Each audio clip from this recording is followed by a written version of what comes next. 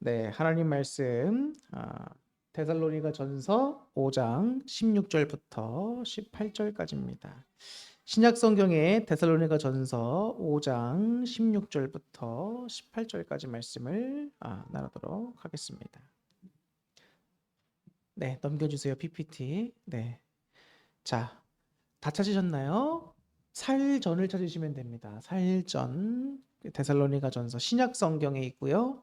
좀 뒷부분에 있습니다. 네, 살전 5장 16절부터 18절까지.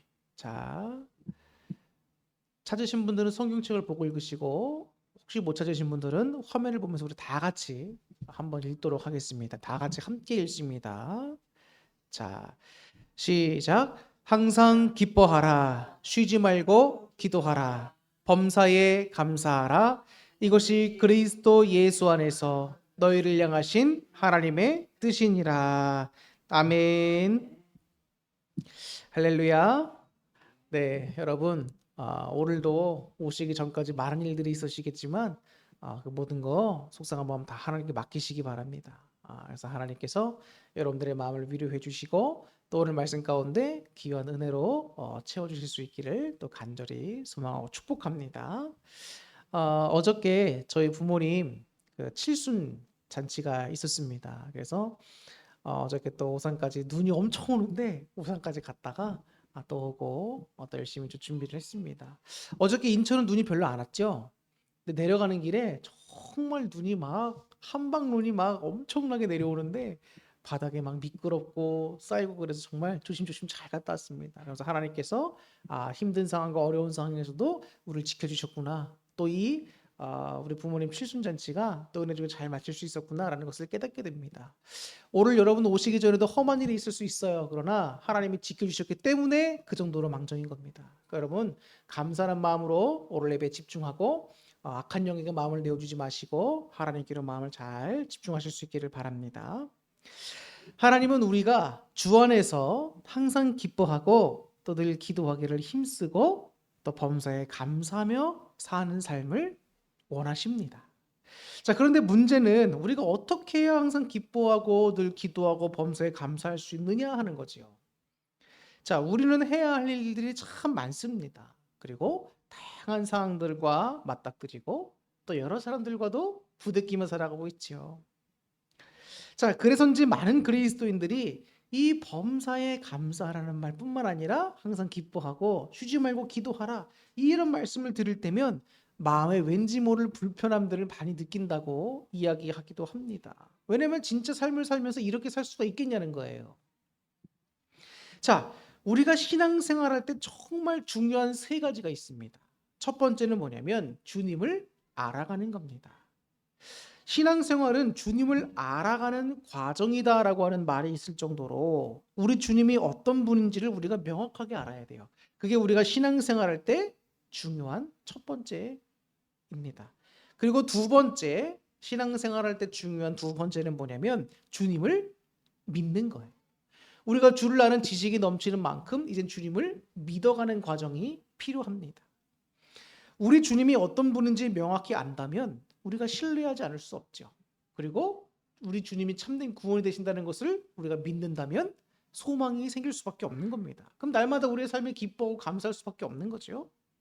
자, 우리가 신앙생활할 때 중요한 마지막 세 번째는 뭐냐면 주님께서 베푸신 은혜를 늘 기억하는 겁니다. 주님을 알아가고 주님을 믿고 주님이 주신 은혜가 풍성해지는 것을 한마디로 요약하자면 내 안에 예수로 충만해지는 겁니다. 우리 안에 예수님으로 충만해질 때야 비로소 우리는 항상 기뻐하고 늘 기도하고 범사에 감사할 수가 있는 겁니다. 자, 오늘 이 세 가지를 나눌 텐데 우리에게 깨닫게 하시고 또 믿게 하시는 성령님의 충만한 역사하심이 여러분과 함께 있기를 축복합니다. 자, 첫 번째 우리가 다시 한번 돌아가 볼까요? 우리 주님이 어떤 분인지를 분명하게 알아야 한다는 겁니다. 하나님은 당신의 자녀인 우리가 두려움과 불안과 좌절과 공포와 분냄 속에 살기를 원하실까요? 절대 그렇지 않습니다. 오히려 그 반대예요. 자, 말씀을 한번 넘겨봐 주세요. 요한복음 14장 27절입니다. 주님께서는 이렇게 말씀하셨어요. 평안을 너희에게 끼치노니 곧 나의 평안을 너희에게 주노라. 내가 너희에게 주는 것은 세상에 주는 것과 같지 아니하니라. 너희는 마음에 근심하지도 말고 두려워하지도 말라. 이렇게 말씀하십니다. 자, 말씀이 끝나면 바로 PPT를 하나 넘겨주시고 이 화면을 유지시켜 주시기 바랍니다.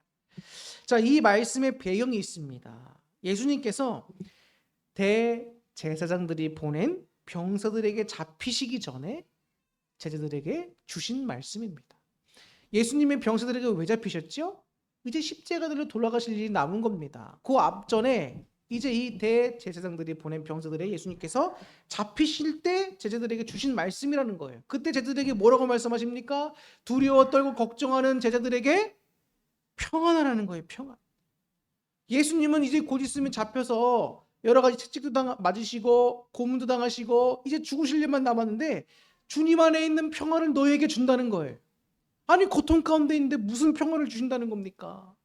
우리가 믿고 모든 인생을 다 바쳐 주님을 따르고 있는 우리들은 이제 아무것도 아닌 인생이고 우리도 생명을 위협받을 상황에밖에 없는데 어떻게 평안하라는 겁니까? 라고 질문할 수 있습니다.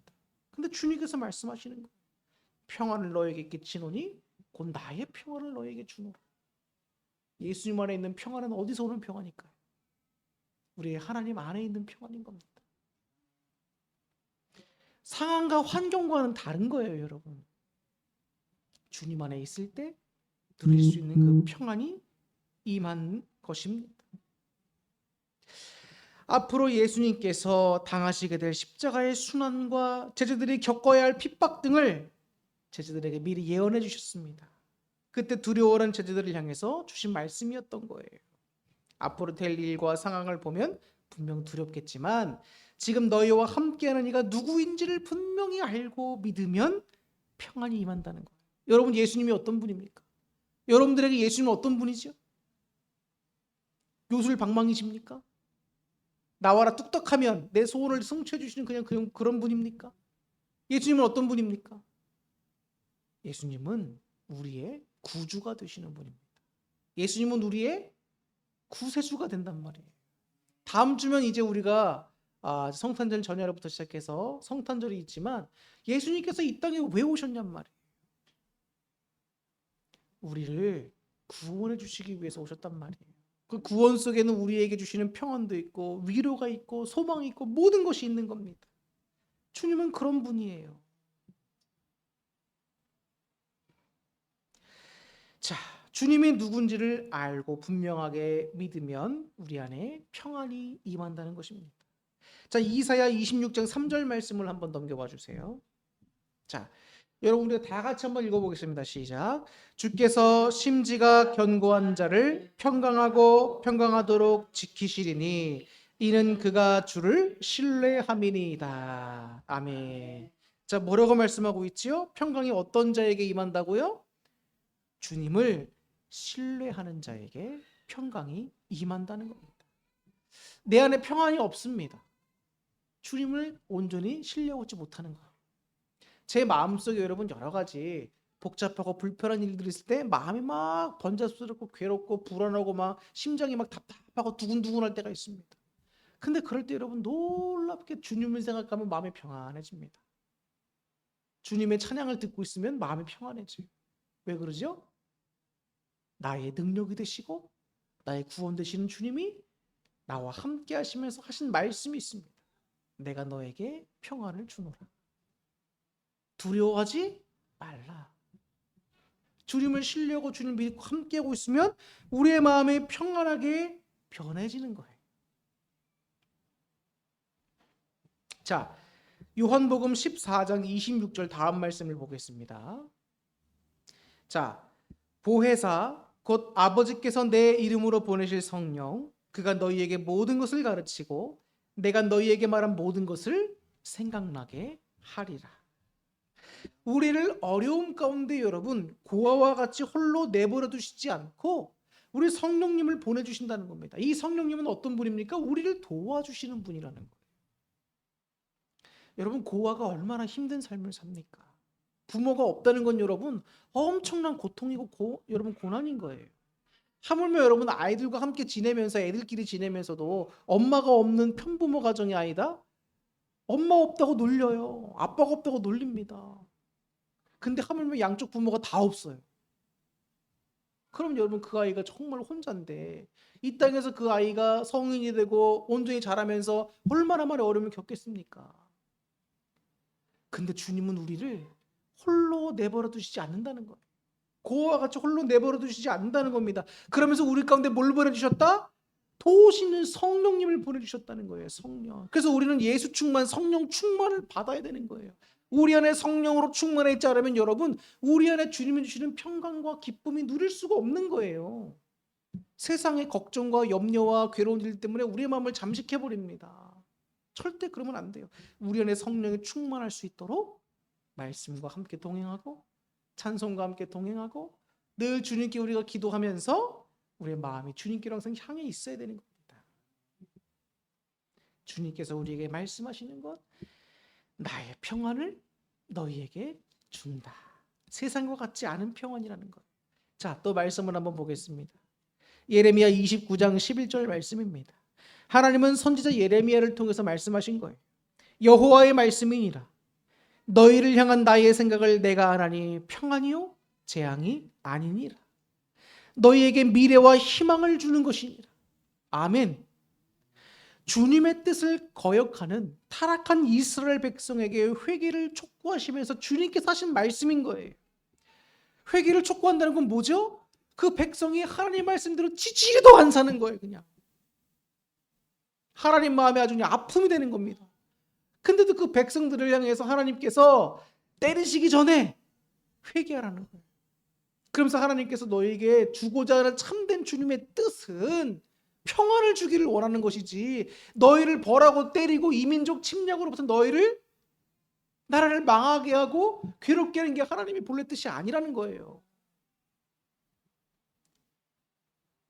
너희를 향한 주님의 하나님의 생각은 재앙이 아니라 평안이라는 겁니다. 평안. 제발 삶에 어려움이 닥쳐오고 하나님의 시험에 다가오면 자신의 모습을 돌아보고 내가 주님 말씀에 비추어 어디가 잘못됐고 어디서 떨어졌는지를 살펴보고 회복해야 되는 거예요. 여러분, 하나님 왜 이러십니까? 원망하지 말고.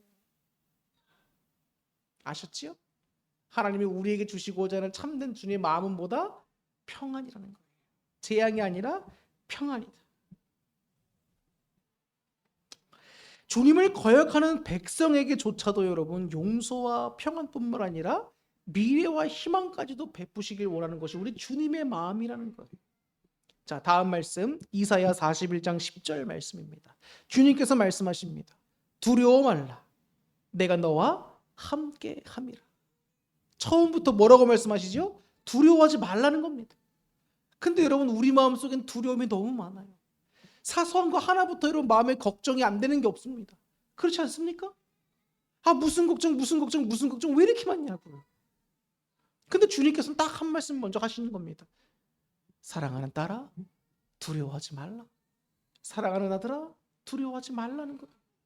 그러면서 말씀하십니다. 놀라지도 말라. 나는 네 하나님이 됨이니라. 내가 너를 도와주리라. 참으로 너를 굳세게 하리라. 참으로 나의 의로운 오른손으로 너를 붙들리라. 여러분 어느 세상에 어느 종교의 어느 신이 이렇게 자기 백성에게 말한 신이 있습니까? 없어요. 오직 하나님만이 우리에게 하시는 말씀입니다.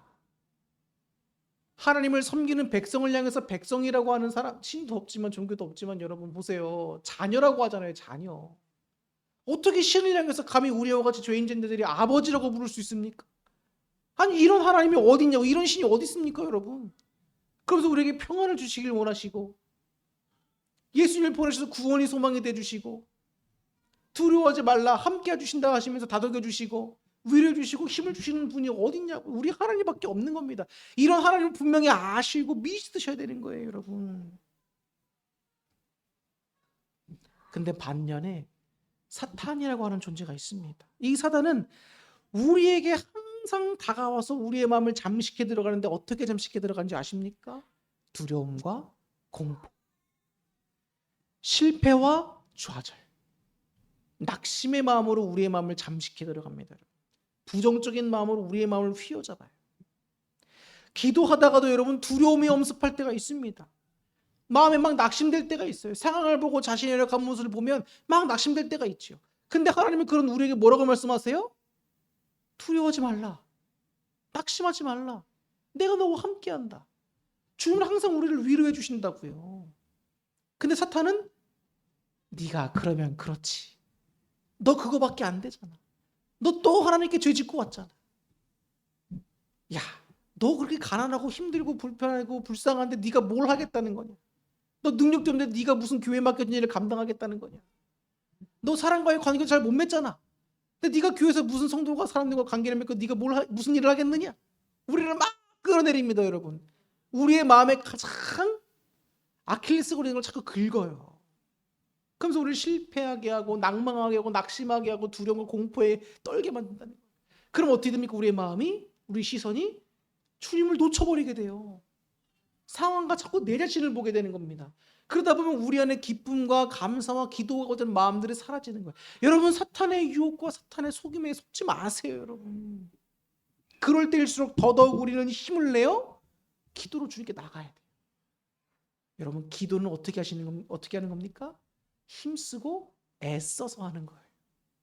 주님께서 겟세마네 동산에서 기도하시고 눈물이 정말 주여 핏방울같이 떨어짐같이 기도하실 때에 주님께서도 애쓰고 힘쓰며 기도하셨다고 돼 있어요. 예수님도 기도를 그렇게 하십니다. 왜? 사탄이 그만큼 방해하는 거예요, 여러분. 기도 못하게. 기도는 애쓰고 힘써서 하는 겁니다. 편한 게 기도가 아니에요, 여러분. 기도가 말씀 읽는 것보다 더 어려워요. 열심을 내셔야 된다고요, 여러분. 언젠간 되겠지. 언젠가 안 됩니다. 내 행동이 변하지 않으면 안 돼요, 여러분. 근데 그 행동이 변화되기 시작하면 여러분의 삶에 역사가 일어난다니까요. 주님의 평안의 성령님의 능력이 여러분들 삶 가운데 나타난다고요, 여러분. 기대되지 않습니까? 주님은 우리를 죄와 죽음에서 살리시는 분이에요. 우리를 어려움 가운데 홀로 버려두지 않고 도와주시는 분입니다. 우리 주님은 창조주시고요. 우리 주님은 참 주인이시고요. 우리의 참된 부모가 되십니다. 육신의 부모도 부모지만 참된 우리의 부모는 우리 하나님 아버지라는 거예요, 여러분. 사람은 이랬다 저랬다 하는 사람들입니다. 근데 주님은 변하지 않은 신실하신 분이세요. 그렇기 때문에 우리가 주님을 신뢰할 수 있고 기도할 수 있는 거예요. 왜냐하면 주님은 약속하신 말씀을 그대로 이루어주시니까.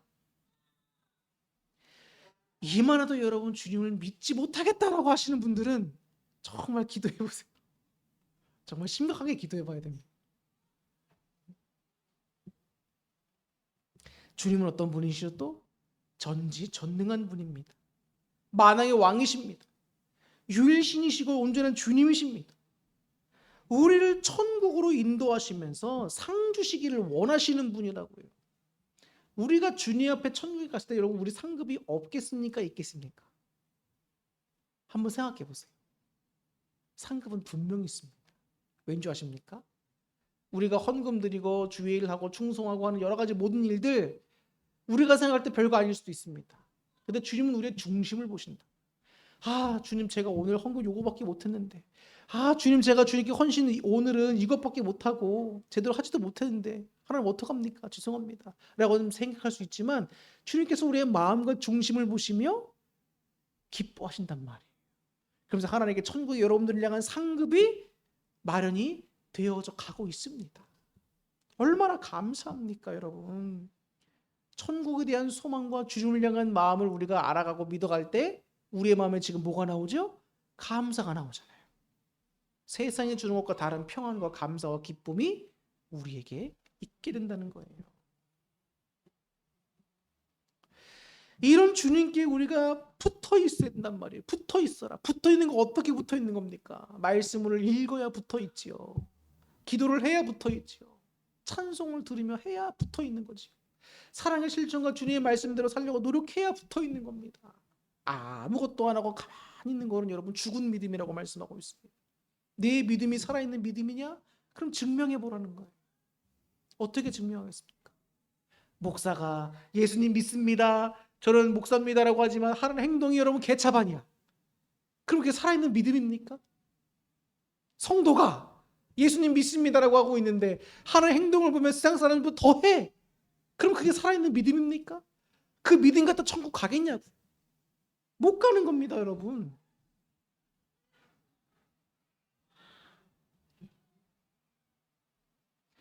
주님만이 우리의 소망 되시는 걸 안다면 우리가 어찌 여러분 기도하지 않을 수 있겠습니까? 주님께 기도하면 역사가 일어난다니까요. 근데 왜 기도하지 않습니까? 기도해야지요. 우리 주님은 여러분 이렇게 멋지고 좋은 분인 거예요. 찬송과 영광과 존귀를 받으시기에 합당하신 주님이십니다. 오늘 그 주님을 여러분 마음판에 이렇게 팍 새겨버리세요. 내 안에 주님이라고 하는 두 글자만 탁 떠올라도 감사하다.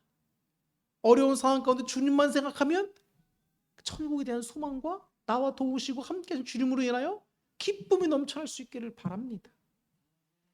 두 번째는 우리 주님을 확실하게 믿어야 된다는 거예요. 기쁨과 기도와 감사는 믿음이라고 하는 동산에 피어나는 꽃입니다, 여러분. 믿음이라고 하는 나무에 맺히는 열매가 바로 기쁨과 기도와 감사인 거예요. 믿음이 없이는 도무지 가질 수 없는 게 기쁨과 기도와 감사입니다. 주님을 믿지 못하는데 여러분 기도할 수 있어요? 못하죠. 주님을 믿지 못하는데 내 마음에 주님을 생각하면서 기뻐할 수 있습니까? 감사할 수 있습니까? 못하는 거예요. 그렇기 때문에 예수님에 대한 이 복음을 전한 이 복음서 있잖아요. 예수님을 전하는 복음서들이 우리에게 요구하는 게 뭡니까? 믿으라는 거예요. 내가 믿은 예수님, 내가 경험한 예수님을 너에게 전하니 너희가 예수님 믿으라. 그게 성경이에요, 여러분. 하나님을 믿으라. 신앙의 기본이 믿음이 돼야 돼요. 믿음이 없이는 여러분 아무것도 안 됩니다. 주님께서 우리를 평안할 수 있도록 도우신다고 여러 차례 말씀하고 계시는데 우리가 믿지를 못해. 그럼 평안이 오겠습니까? 안 오죠. 마찬가지로 나의 도우시며 구원되시는 분이 나의 하나님이라는 사실이 믿어지지 않으면 어떻게 기뻐할 수 있고 어떻게 감사하고 어떻게 기도할 수 있습니까? 관건은 우리가 어떻게 해야 믿음을 가질 수 있느냐는 거예요. 자, 말씀을 보겠습니다. 로마서 10장 17절 말씀입니다. 자, 뭐라고 적혀 있죠? 다 같이 읽어보겠습니다. 시작. 그러므로 믿음은 들음에서 나며 들음은 그리스도의 말씀으로 말미암았느니라. 아멘. 여러분 말씀 많이 읽으시고 많이 들으세요. 정말 중요합니다. 우리가 믿는 것 주님을 알아야 믿죠. 주님에 대한 모든 소개와 하나님의 모든 역사가 성경에 담겨 있단 말이에요. 근데 우리가 말씀을 읽지 않고 말씀을 의지하지 않으면 믿음은 절대 생기지 않습니다. 이처럼 여러분 믿음은 주의 말씀을 들으면서 자란다고 성경은 말씀해 주고 있어요. 하나님의 말씀은 어떻습니까? 죽었습니까? 살았습니까? 살았어요. 읽으면 읽을수록 우리의 심령을 새롭게 한단 말이에요. 우리의 믿음을 자라게 합니다. 사람이 뭘 듣고 뭘 보느냐에 따라서 여러분 생각과 마음이 달라져요. 자꾸 옆에서 누가 부정적인 얘기만 계속해 보세요. 누가 자꾸 옆에서 여러분 욕하고 마음에 자꾸 이렇게 번잡스러운 얘기만 하는 사람만 만나보세요. 여러분 우리의 마음이 그렇게 갑니다. 근데 내 주변에 있는 사람이 신앙에 좋은 얘기해주고 하나님의 말씀을 잘 이야기해주고 그러면 우리의 마음이 신앙으로 자꾸 기울어집니다. 사람이 여러분 어떤 사람을 만나느냐 정말 중요해요. 그렇기 때문에 기도할 때 항상 복된 사람이 내 인생에 충만케 해달라고 기도하세요. 상황과 환경도 중요합니다, 여러분. 학생들이 부모를 왜 여러분 학교를 옮기고 전학시키고 막 하죠? 공부 가르칠 때 어떤 분위기에서 어떤 선생과 어떤 학생들을 만나서 함께 공부하느냐에 따라서 그 아이의 공부의 성공과 실패가 좌우되는 거예요. 맹모 삼천지교가 괜히 있는 게 아닙니다, 여러분. 우리의 상황을 여러분 자꾸 여러분 비거룩한 대로 자꾸 몰아가지 마세요. 거룩한 대로 나와야 됩니다. 교회로 나와야 되고 속회모임으로 나와야 되고 성공으로 나와야 되는 거예요, 여러분. 자꾸 엉뚱한 데 엄한 데 가지 마시라고. 우리의 믿음이 연약하다고 생각이 든다면 주님의 말씀을 더 읽으세요. 그리고 더 들으세요. 근데 열심을 내야 합니다. 다시 한번 말씀드리지만 절대로 그냥 안 바뀝니다. 평생을 여러분 노력 안 하면 하나도 안 바뀌어요. 하나도 안 바뀌어요. 아니 내가 신앙생활한 지 10년, 20년 됐고 30년 됐는데 과거와 똑같다? 여러분 우리 아이들 키우지만 우리 아이들이 여러분 지금 5살 되고 있는데 이 아이들이 안 자란다고 생각해 보세요. 평생. 키도 안 자라. 지능도 안 자라. 부모의 근심인 거예요. 가장 큰 근심. 하나님이 우리의 아버지시고 자녀인데 주님이 우리를 보실 때 우리 신앙이 안 자라. 얼마나 답답하시겠냐고. 근데 주님 우리 포기치 않고 참아주시잖아. 아 이런 은혜가 어디 있습니까? 세상 같아 보세요. 당장 잘라버리지. 나가세요 나가. 이러지 여러분. 우리 하나님이니까 우리를 이렇게 품어주시고 키워주시고 기다려주시는 거예요. 노력하세요 여러분. 바꿔갑시다. 저도 노력할 거예요. 노력하고 있습니다. 그래서 저는 여러분들을 혼내고 여러분들을 책망하는 게 아닙니다. 같이 하자는 거예요. 같이. 제가 언제 여러분 앞에서 잘한다고 자랑한 적 있습니까? 제가 언제 여러분 막 회개하고 책망한 적 있습니까? 아니에요. 우리 같이 하는 겁니다. 신앙생활을. 저는 여러분들 중보기도 하잖아요. 여러분들 저를 위해 중보기도 해주십니까? 해주셔야 돼요. 부탁드립니다. 같이 하는 겁니다. 신앙생활은. 자, 시편 27편 13절과 14절 보겠습니다. 네. 자, 제가 읽어볼게요. 내가 산자들의 땅에서 여호와의 선하심을 보게 될 줄 확실히 믿었도다. 너는 여호와를 기다릴지어다. 강하고 담대하며 여호와를 기다릴지어다. 자, 이것은 다윗의 시입니다. 우리가 너무나 잘 아는 위대한 왕이죠. 이스라엘 역사 가운데 2번째 왕이지 않습니까? 하나님 매우 기뻐하셨고 매우 위대하게 사용하셨던 왕입니다.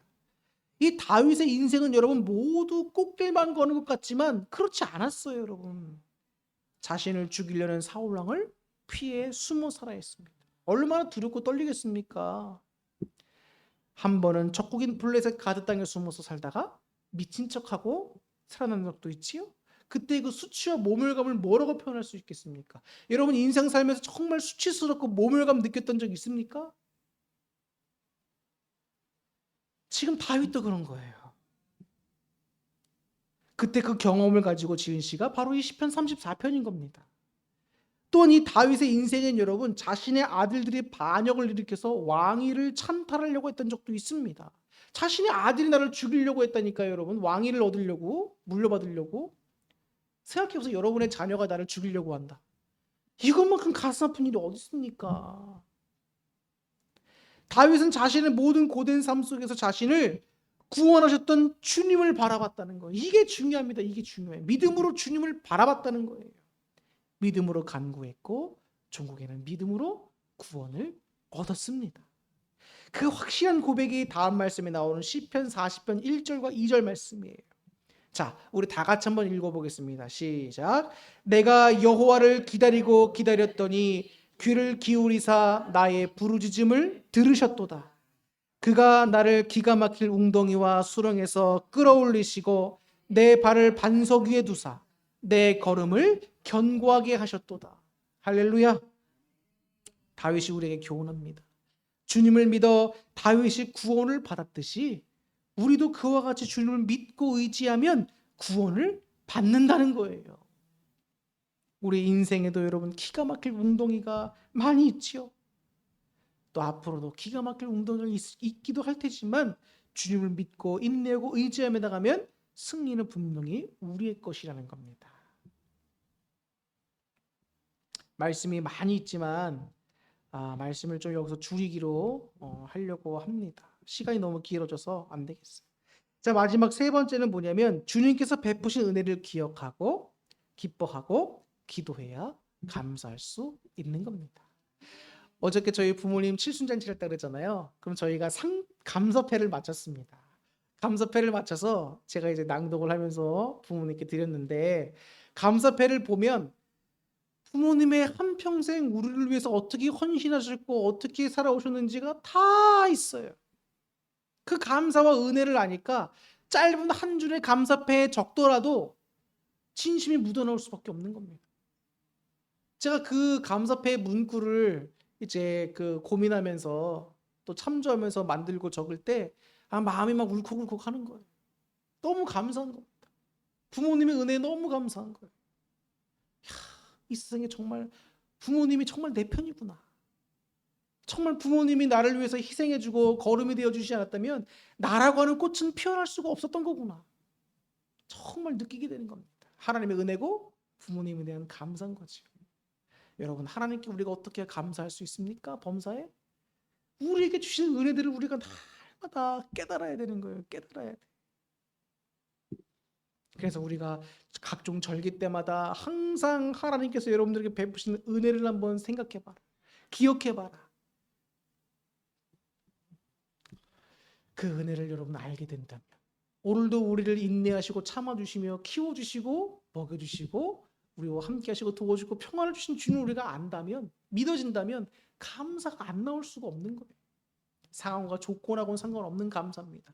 세상이 주는 것과는 다른 평안과 감사인 거예요. 자, 바울은 이렇게 말했었습니다. 디모데후서 2장 7절에 보면 말씀합니다. 나는 선한 싸움을 싸우고 안 넘겨주셔도 되고 이대로 남겨주세요. 나는 선한 싸움을 싸우고 나의 달려갈 길을 마치고 믿음을 지켰다. 저는 바울의 이 한 말씀이 마음속에 늘 박혀요. 생각해 보세요. 바울이 지금 죽을 때가 다 됐습니다. 근데 그러면서 하는 말이에요. 나는 선한 싸움을 다 싸워왔다는 겁니다. 치고받고 주먹질했다는 게 아니라 믿음의 선한 영적 싸움을 다 했고 주님 말씀에 순종했고 내 자신을 죽여가면서 복음을 전하면서 지금까지 왔고 오직 복음과 주님을 위해 충성된 삶을 살아왔다는 거예요. 사람이 왜 자기 욕구가 없겠습니까? 왜 어렵고 힘든 상황이 없겠습니까? 왜 괴로운 게 없겠냐고요. 근데 거기에 무너지지 않고 사탄의 유혹에 빠지지 않고 믿음을 지키며 주님만 바라보며 선한 싸움을 싸우고 달려왔다는 겁니다. 그리고 믿음을 지켰다는 거예요. 우리의 믿음을 지키려는 노력이 여러분 우리에게도 있어야 되는 겁니다. 범사에 기뻐하고 항상 기뻐하고 기도하고 범사에 감사하기 위해서 여러분 주님을 잘 알아가세요. 말씀을 잘 보시고 말씀을 잘 들으시고 그리고 기도하기에 힘쓰세요. 기도는 애쓰고 힘쓰는 거라고 말씀드렸습니다. 그냥 저절로 되지 않아요. 그리고 범사에 감사하기 위해서는 뭘 해야 된다고 말씀드렸습니까? 주님이 우리에게 주신 은혜들을 늘 깨달아야 됩니다. 그렇기 때문에 신앙이 깊어지고 영적인 눈이 띄어지지 않으면 감사를 몰라요. 은혜가 안 보이니까. 그렇기 때문에 기도로 우리의 심령을 자꾸 열어놔야 되는 거예요. 그럴 때 우리는 바울과 같이 끝까지 믿음을 지키고 달려가 천국을 얻을 수가 있게 됩니다. 그래서 여러분 마음속에서 항상 주님 안에 거하시고 주님 주시는 구원과 소망 가운데 항상 평안하시고 기뻐하시고 기도하시고 감사할 수 있는 저와 여러분 될 수 있기를 주님의 이름으로 축원합니다. 기도하겠습니다.